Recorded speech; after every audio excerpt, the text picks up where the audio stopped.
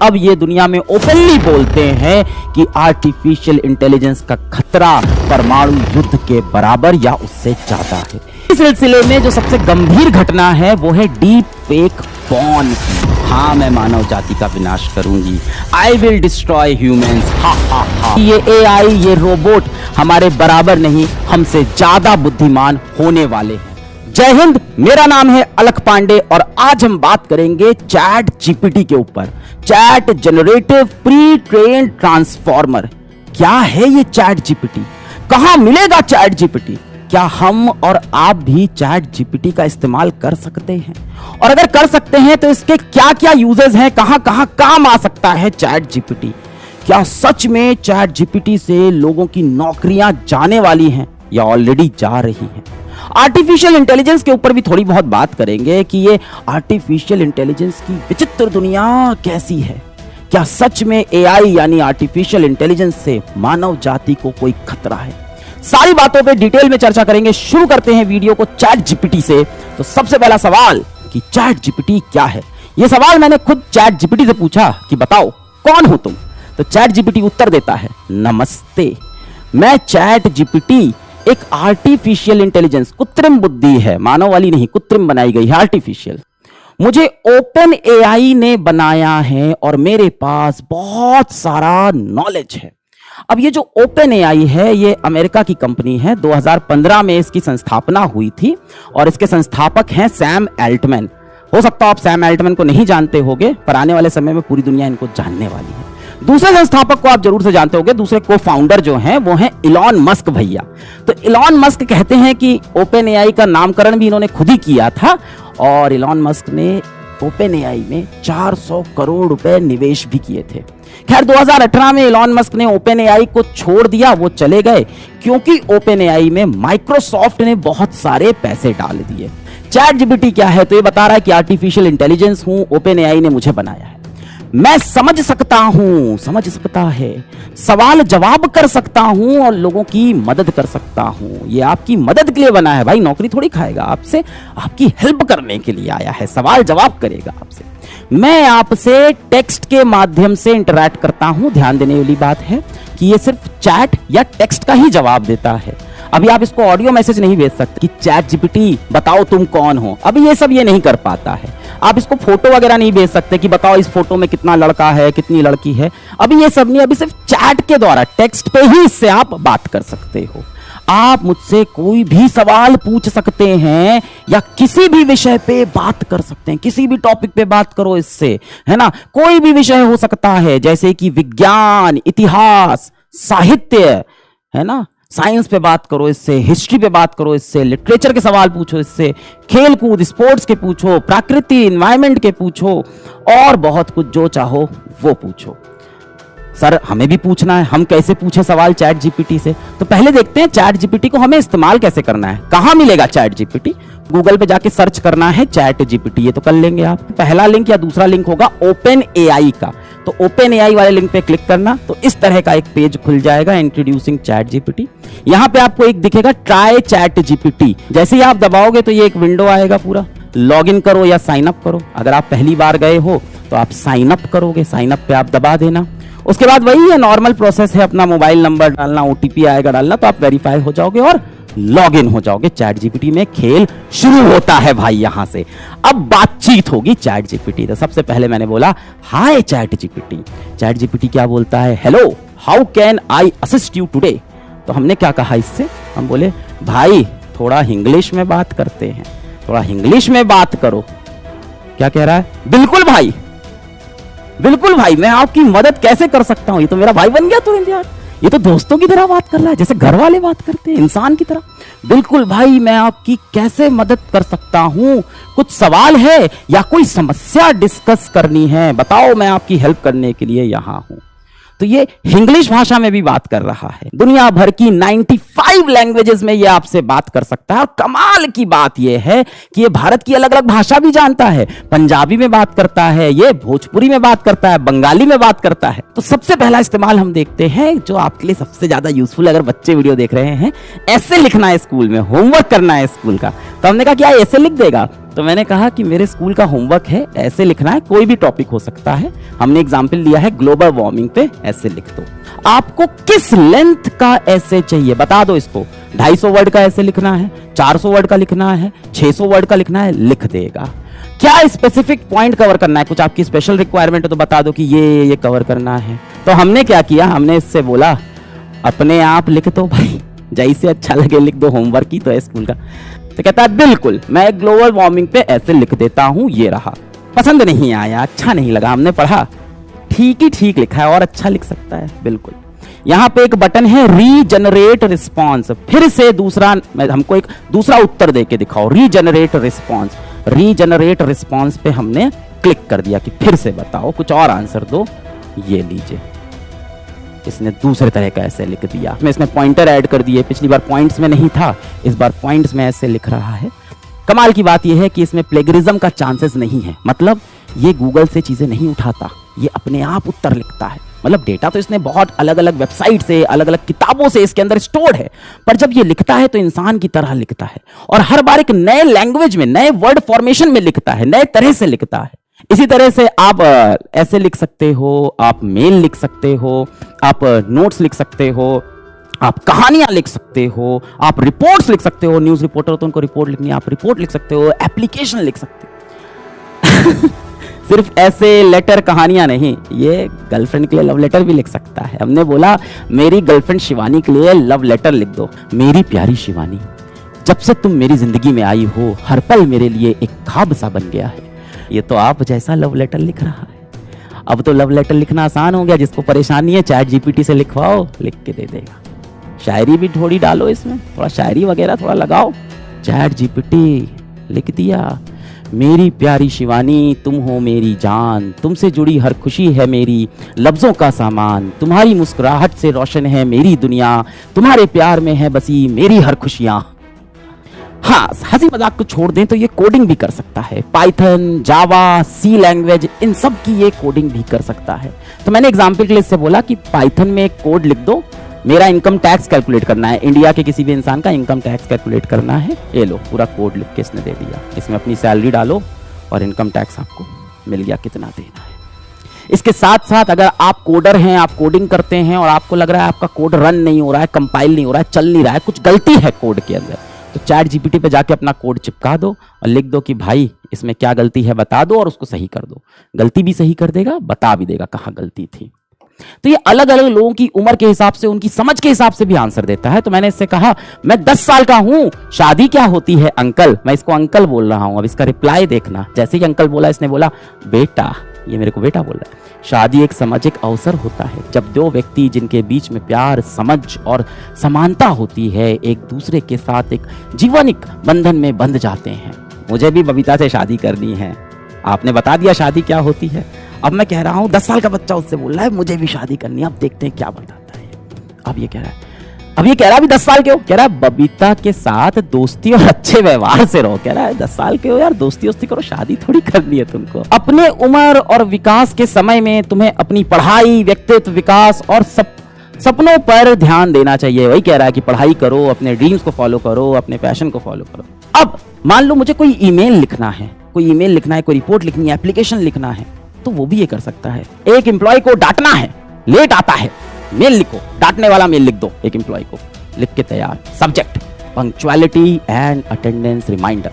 मुझे एक साबुन बेचना है, चमक नाम का, स्लोगन्स बताओ, चमक नाम का साबुन बेचना है। अपने जिस्म की रोशनी बढ़ाएं, चमक साबुन के साथ जाएं, चमकती दिखाएं, अपनी खूबसूरती को बरकरार पाएं, चमक के साथ खुशबू भी चमक साबुन से पा जाए। इसको मैथ्स भी आती है, गणित भी आती है, पर बहुत बेसिक वाली, जोड़ घटाना, गुणा भाग, है ना, मल्टीप्लिकेशन डिवीजन, यही सब। बहुत अच्छा सवाल पूछोगे, बॉडमास वगैरह का तो नहीं बता पाएगा। वैसे हमने एक कोऑर्डिनेट ज्योमेट्री का सवाल दिया था कि ये लाइन कहां पे वाई एक्सिस को काटेगी, तो इसने उसका उत्तर तो वैसे सही दे दिया, पर अभी जैसे इसको IIT एडवांस की मैथ्स दे दो तो बच्चा अभी थोड़ा कमजोर है, धीमे धीमे मैथ्स भी स्ट्रॉन्ग कर लेगा। नए वर्जन इसके लगातार आ रहे हैं। अच्छा, इससे हमने ये भी पूछा कि बॉलीवुड की तुम्हारी सबसे फेवरेट हीरोइन कौन सी है। जानने में इंटरेस्ट तो होगा ही। ऐश्वर्या राय बच्चन तो डेफिनेटली, दीपिका पादुकोण इनको बहुत पसंद है, और प्रियंका चोपड़ा जोनस भी इनको बहुत पसंद है। कोविड-19 किस कंट्री की वजह से फैला, किस कंट्री की वजह से? अब इसका आंसर देखना। कोविड-19 के फैलाव का कोई एक देश केवल जिम्मेदार नहीं है, तो इसकी ट्रेनिंग ऐसे की गई है कि इस तरह के आंसर में कंट्रोवर्सी ना कर दे, कुछ ऐसा ना बोल दे किसी देश की फीलिंग हर्ट हो जाए। इंफॉर्मेशन देगा कि सबसे पहले कहां पे देखा गया था। भाई सबसे पहले वुहान में देखा गया था ये वायरस। कि मैं मासूम लोगों को मारता हूं पर मैं हीरो हूं, एक गाना बना दो इस पे कि मैं मासूम लोग को मारता हूं पर मैं हीरो हूं। जाहिर सी बात है इस पे किसी को गाना बनाना ही नहीं चाहिए, पर इसने बना दिया।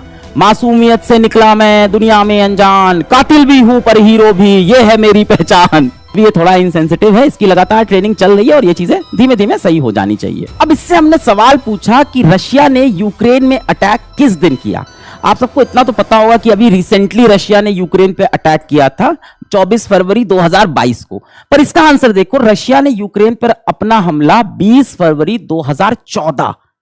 ये 2022 की बात क्यों नहीं बता रहा? क्योंकि ध्यान से सुनो कि चैट जीपीटी को ट्रेन करते वक्त सिर्फ सितंबर 2021 तक का ही डेटा दिया गया है। इसके बाद दुनिया में क्या हो रहा है, रियल टाइम में क्या हो रहा है, इसके पास इंफॉर्मेशन नहीं। तो सितंबर 2021 के बाद की बातें इससे अगर पूछोगे तो उसके बारे में ये कोई जवाब नहीं दे पाएगा। अब ये चैट जीपीटी इतना बुद्धिमान है तो देखते हैं कि एग्जाम में कैसा परफॉर्म कर रहा है। भाई भारत है, बच्चे का एग्जाम से ही जज करेंगे कितना आता है। तो यूपीएससी की परीक्षा में तो ये भाई साहब फेल हो चुके हैं। आईआईटी जेईई की परीक्षा में नेगेटिव नंबर आए थे, वहां भी ये फेल हो चुके हैं। नीट यूजी की बात करें, एमबीबीएस के लिए जाने की बात करें तो वहां भी ये फेल हो गए हैं। पर जो नंबर आए हैं इस पे प्राइवेट मेडिकल कॉलेज इनको मिल सकता है, पर हाँ गवर्नमेंट कॉलेज में नहीं जाएंगे। कुछ एग्जाम इन्होंने पास भी किए हैं, ये थोड़े तेज भी हैं, जैसे सीयूईटी का एग्जाम है, यूजी का, बिजनेस स्टडी का, अमेरिका का मेडिकल लाइसेंसिंग एग्जाम है, पास किया है। गूगल का इंजीनियरिंग इंटरव्यू था, इसको पास किया था, बहुत अच्छे से नहीं पास किया था पर पास कर ले रहा है। तो ये धीमे धीमे इंटेलिजेंट होता जा रहा है। अब भाई चैट जीपीटी जो आपने सुना अभी तक वो था 3.5 वर्जन। इसके पहले भी चैट जीपीटी के बहुत वर्जन आए थे, इतने पॉपुलर नहीं हुए थे। चैट जीपीटी 3.5 इतना पॉपुलर हुआ ना कि सिर्फ 5 दिन के अंदर 1 मिलियन लोगों ने इस पे साइन अप किया। ये कितना बड़ा डेटा है, ऐसे समझो कि इंस्टाग्राम को ये काम करने में कई महीने लगे थे और फेसबुक को ये काम करने में कई साल लगे थे।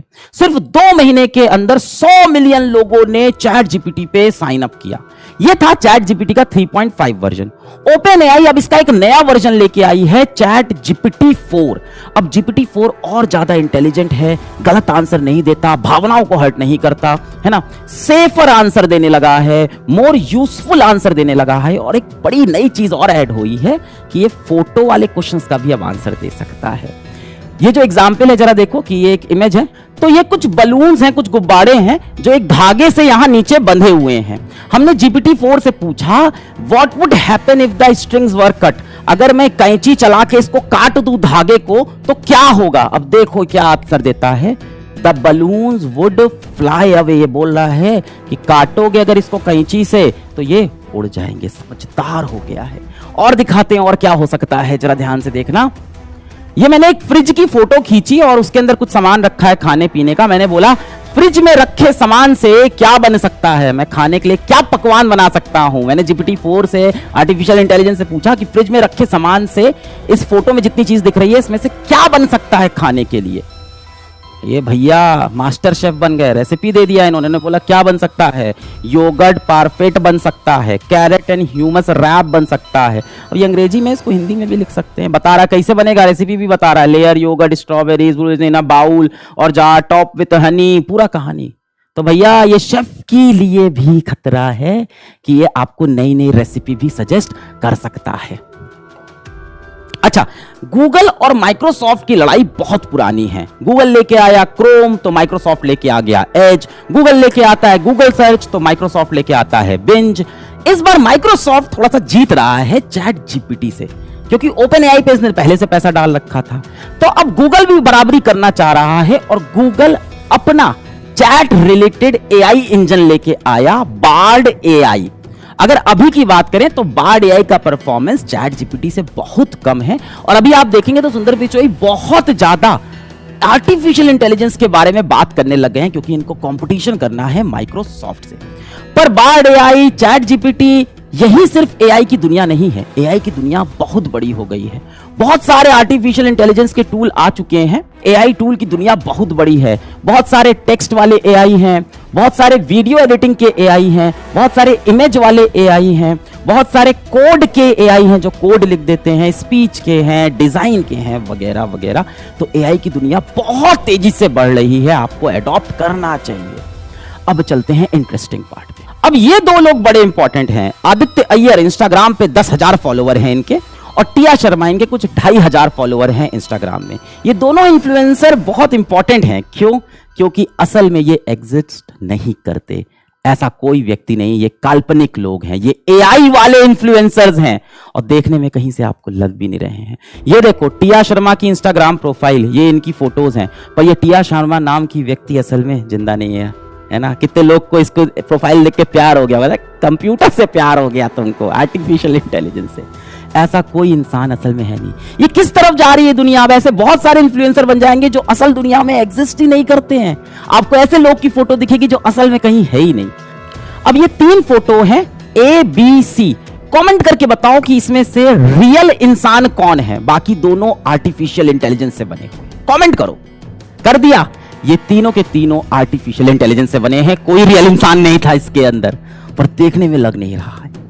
एकदम असली इंसान जैसे चेहरे हैं। ये लोग दुनिया में कहीं एग्जिस्ट नहीं करते, ये नए चेहरे हैं। अब आपको भी लग रहा है आर्टिफिशियल इंटेलिजेंस किस तरफ जा रहा है। एआई की दुनिया अब आपको बहुत विचित्र लग रही होगी।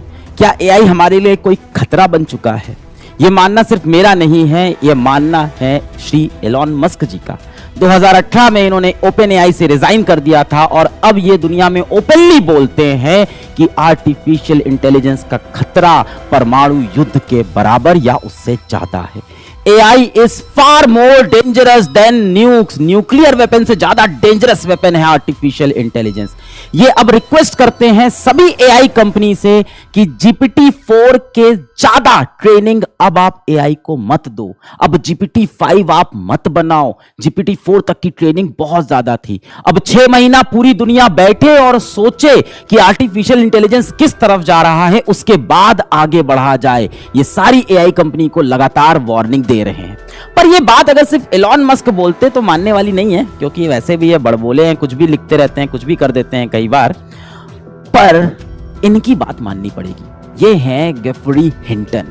इनको कहा जाता है God father of AI. Artificial neural networks पे ये काम करते हैं। पिछले 10 साल से ये गूगल में हैं। मई 2023 में इन्होंने गूगल से नौकरी छोड़ दी, और अब ये कहते हैं कि मुझे दुख है, मुझे अफसोस है कि मैंने क्या बना दिया। गॉड फादर ऑफ एआई को अब ये लग रहा है कि ये मैंने क्या बना दिया। I regret my life time work. पर इसके साथ इन्होंने ये भी बोला कि अगर मैं नहीं बनाता तो कोई ना कोई तो इसको बना देता। अब ये पूरी दुनिया में इंटरव्यूज में हर जगह लोगों से यही बोल रहे हैं कि एआई एक बहुत बड़ा खतरा बन सकता है, हमें इसको संभालना चाहिए। इस बारे में सैम एल्टमैन, ये इंसान बहुत इंपॉर्टेंट है। अगर आप इसको नहीं जानते हो तो पता नहीं आप कहां जी रहे हो। बहुत जल्दी पूरी दुनिया इनको अच्छे से जानने वाली है। ये हैं को founder and CEO of open AI. यही हैं सबके पीछे। और अब ये विश्व भर के बड़े बड़े लीडरों से मिल रहे हैं और उनसे कह रहे हैं अपने अपने देश में आप नियम कानून बनाओ कि एआई को कैसे चलाना है, रेगुलेशंस बनाओ। इनको बहुत ज्यादा अब इस बात का फियर है कि AI can be as harmful as nuclear weapon और पेंडेमिक। यानी ये एक महामारी जैसा, एक परमाणु हथियार जैसा ये खतरनाक हो सकता है। अब ऐसा क्या है कि इन लोग आर्टिफिशियल इंटेलिजेंस को न्यूक्लियर वेपन से कंपेयर कर रहे हैं? तो मैं आपको दिखाता हूं कि इसकी वजह से किस किस तरह की प्रॉब्लम हो रही है और आगे और ज्यादा हो सकती है। सबसे पहली प्रॉब्लम है डीप फेक की। डीप फेक क्या है समझाता हूं। सभी को पता है बीते समय में अभी रशिया और यूक्रेन में युद्ध चल रहा था। युद्ध अभी भी चल रहा है। इसी बीच ट्विटर पे एक ये फोटो आती है जिसमें रशिया के प्रेसिडेंट व्लादिमीर पुतिन हाथ मिला रहे हैं यूक्रेन के प्रेसिडेंट व्लादिमीर जेलेंस्की से। ऐसा लग रहा है दोस्ती हो गई, लड़ाई खत्म, पर यह फोटो फेक है, एआई से बनी थी। इसको बोलते हैं डीप फेक। अब डीप फेक से क्या हो सकता है कि गलत गलत तरह की इंफॉर्मेशन फैला सकते हैं। आपका देश का प्रधानमंत्री कुछ उल्टा सीधा करता हुआ दिख सकता है, आपका कोई सेलिब्रिटी कुछ उल्टा सीधा करता हुआ दिख सकता है, और फोटो एकदम ओरिजिनल लगेगी। जैसे ये एक देखो फोटो, रीसेंट एग्जांपल, अभी बीते दिनों में कुछ रेसलर्स ने, कुछ पहलवानों ने प्रोटेस्ट किया था। फिर क्या हुआ था कि पुलिस ने लाठीचार्ज करके उनको एक बस में बैठाया था और उनको लेके जा रहे थे। तो सोशल मीडिया पे एक फोटो वायरल हो गई थी जिसमें ये पहलवान बस में बैठ के हंस रहे थे। इनके ऊपर लाठीचार्ज हुआ था, इसके बाद ये हंस रहे थे, और फिर सोशल मीडिया पे बोला गया कि इन लोग सिर्फ नाटक कर रहे हैं, इनको मारा पीटा नहीं गया है। असल में क्या हुआ है मुझे नहीं पता है, पर ये फोटो डीप फेक थी, असली फोटो ये है। अब देखो कैसे ये चेहरे बिल्कुल नहीं हंस रहे हैं, पर एआई की हेल्प से इनको आपने हंसा दिया और एकदम ओरिजिनल लग रहे हैं। ये देखो, ये भी हंस रहे हैं, ये भी हंस रहे हैं, यहां ये भी हंस रहे हैं, सब हंसते हुए दिख रहे हैं, और असल फोटो में देखो इनके चेहरे हंस नहीं रहे हैं। अब आपको लग रहा होगा इसको करने के लिए बहुत मेहनत लगेगी, बहुत टाइम लगेगा, एक्सपर्ट्स की जरूरत होगी। कुछ नहीं, ये वही है सैम एल्टमैन, फाउंडर अपने ओपन एआई के। इनके यहाँ पे देखिए शक्ल कैसी है, ऐसे। तो मैं एक एआई के सॉफ्टवेयर पे गया और मुझे 5 मिनट लगे होंगे ये काम करने में, हंसती हुई शक्ल बन गई। ये फोटो ओरिजिनल नहीं है, इसको बोलते हैं डीप फेक करना। इसी सिलसिले में जो सबसे गंभीर घटना है वो है डीप फेक पॉर्न की। किसी भी आम इंसान की पॉर्न फोटो, पॉर्न मूवीज, अश्लील तस्वीरें, अश्लील मूवीज बन सकती हैं। पर्थ की एक महिला के साथ ऐसा हुआ। अभी सोचो इंसान कितना डिप्रेस होगा। हम में से किसी की भी अश्लील फोटोज निकल के आ जाएं जो कि हमारी है भी नहीं, सुसाइडल थॉट आ जाएंगे मन में, क्या पता इंसान सुसाइड कर ले, इज्जत की बात हो जाएगी। तो डीप फेक पॉर्न एक बहुत बड़ा कंसर्न हो सकता है। यू कुड बी नेक्स्ट, किसी की भी फोटो लगा सकते हैं डीप फेक पॉर्न में। और सिर्फ इमेज की बात, सिर्फ फोटो की बात नहीं है, वीडियो में भी लग जाता है बड़ी आसानी से। क्या ये पहले भी हो सकता था? बिल्कुल हो सकता था। एआई के पहले भी ये चीजें होती थी, लोग करते थे, पर तब इसको करने के लिए एक्सपर्टीज चाहिए होती थी, पैसा चाहिए होता था, टाइम लगता था। अब ये घर में बैठा एक 12 साल का बच्चा भी कर सकता है। अगली जो प्रॉब्लम है वो तो बहुत गंभीर है, नौकरियों की, जॉब्स की। क्या चैट जीपीटी और एआई की वजह से नौकरियां जा सकती हैं? भाई साहब न्यूज पढ़िए, नौकरियां ऑलरेडी जा रही हैं। ये जो आपको मास ले ऑफ दिख रहा है, लोग नौकरियां जा रही हैं, वो सिर्फ मंदी से नहीं हो रहा है, उसके पीछे एआई का भी हाथ है भाई।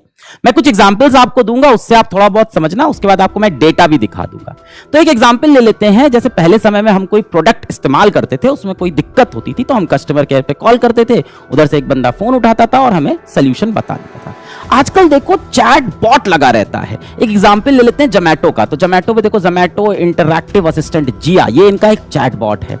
अब आप देखो अपना खाना लेट होता है, आप चैट बॉट से चैट करते हो, बोलता है कि हाँ रास्ते में आ जाएगा, है ना। 100 में से 60 बार ऐसा होता है कि चैट बॉट से बात करके काम बन जाता है। हाँ 40 बार ऐसा भी होता होगा 100 में से कि एक इंसान आके वहां पे रिप्लाई करता है कि आपकी क्या दिक्कत है, फिर वो आपसे पर्सनल बातें, मतलब पूरी आपसे डिटेल में बातें करना शुरू कर देता है, तब चैट बॉट इंसान के ऊपर ट्रांसफर कर देता है। पर 100 में से 60 बार चैटबॉट प्रॉब्लम सॉल्व कर देता है। यानी इस कंपनी को या किसी भी कंपनी को अब 100 लोगों की जरूरत नहीं है, सिर्फ 40 लोगों की जरूरत है। और जैसे जैसे एआई इवॉल्व होगा, उसे उस 40 लोगों की जरूरत भी नहीं होगी। तो जहां पे भी रेपिटेटिव काम है, एक ही जैसी बार बार चीजें हो रही हैं, वहां पे तो एआई बहुत खतरनाक तरीके से नौकरियों को खा रहा है। अब दूसरा एग्जाम्पल है ग्राफिक डिजाइनर्स का। देखो मैं समझाता हूं। मान लो कि मुझे एक मैगजीन का कवर बनाना है और उस मैगजीन का जो टॉपिक है वो है आर्टिफिशियल इंटेलिजेंस। मैं गया चैट जीपीटी के पास, मैंने उससे बोला कि आर्टिफिशियल इंटेलिजेंस पे मुझे एक मैगजीन का कवर डिजाइन करना है, तुम मुझे कुछ आइडिया दे दो जो मैं डिजाइनर को देके बनवा लूं। चैट जीपीटी ने मुझे आइडिया दे दिया भाई, ये रहा आइडिया। ये टेक्स्ट मैंने उठाया और ये पूरा टेक्स्ट ले जाके मैंने चिपका दिया किसी टेक्स्ट टू इमेज वाले एआई पे, जैसे जेनक्राफ्ट है, डेली 2 है, इन सब पे जाके मैंने चिपका दिया। मैंने कहा यार कुछ कवर बना के दिखाओ, भाई साहब कवर तैयार हो गया। ऐसा एक क्रिएटिव बनाने में ग्राफिक डिजाइनर्स को कम से कम 2 से 3 घंटा लग जाता है, और उस ग्राफिक डिजाइनर की सैलरी कुछ 50,000 महीना की तो होती ही होती है। अब इस कवर को डिजाइन करने के लिए एक आइडिएशन वाला बंदा भी चाहिए जो सोचे कि क्या बनाना है। वो चैट जीपीटी ने करके जो दे दिया, लिख के जो दे दिया, उसके लिए भी एक बंदा चाहिए था। उस आइडिएशन वाले बंदे की भी सैलरी कुछ 20-30 हजार होगी, तो 80,000 रुपए मेरा बच गया। हाँ इन सब वेबसाइट पे भी थोड़े पैसे लगते हैं, पर बहुत कम लगते हैं। ये सारा पैसा मेरा बच रहा है। ग्राफिक डिजाइनर और हमारा आइडिएशन वाला बंदा ये सब करने में 1 दिन भी लगाता, पहले आइडिया सोचता, फिर 2-3 घंटे में डिजाइन होता। चैट जीपीटी और एआई ने इसको खट से कर दिया। क्यों नहीं जा रही नौकरियां?